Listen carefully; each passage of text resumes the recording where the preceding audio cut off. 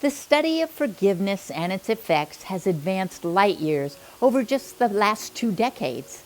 Before my wallop with the spiritual 2x4 that sent me careening down my path, I'd believed forgiveness was something you did to let some perpetrator off the hook because you wanted to be a nice person. But deep down, you still harbored a resentment and judgment that that person was wrong. Enter spiritual savvy, and we learned that we don't forgive to exonerate the bad guy who hurt us.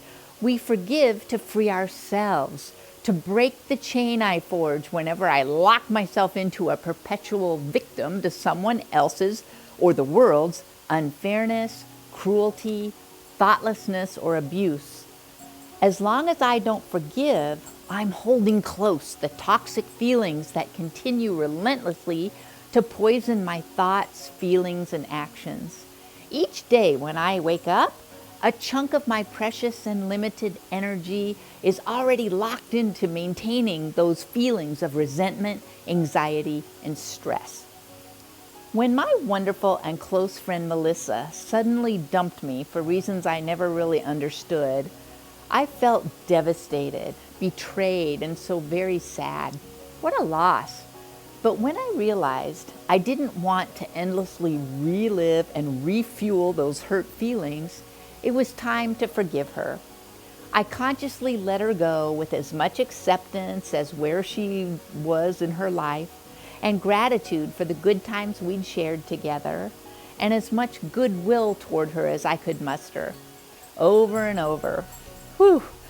I could finally reclaim the energy I dedicated to wallowing in confusion and hurt for that time. What a relief. I was free. So yes, indeed, forgiveness is something we must do for our own peace of mind and freedom of spirit. And in a video I recently saw of a young mom/nurse and her near-death experience, she relayed some illuminating and revelatory to me insights she'd gained from talking to God. She learned that it is crucial for the perpetrator's well-being, not just for our own, that we forgive them. Let's say I couldn't forgive Melissa. I incessantly mentally monologue the story to myself, and I share with my good friends how mean-spirited, insecure, and hurtful she is. I ruminate on her psycho behavior and try to rally sympathy for the hurts she inflicted on me. My friends certainly agree and support me in her wrongdoing and faults.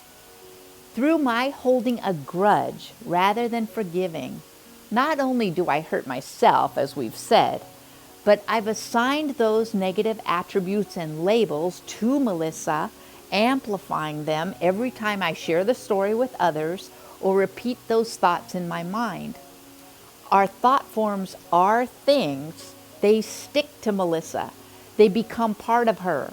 They're reinforced and expand. She becomes more and more trapped in those labels.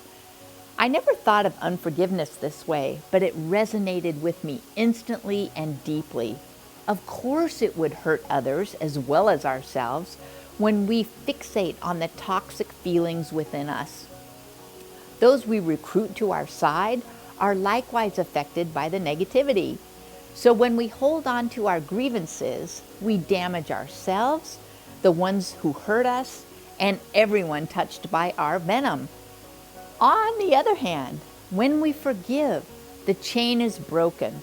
We release the poison from our system, free up our energy, and feel lighter and more joyful. And to everyone we've shackled together with our negativity, we offer the keys for their release too. We don't need to be lawyers to see the slam dunk case for forgiveness. We must forgive if we want to shine that divine.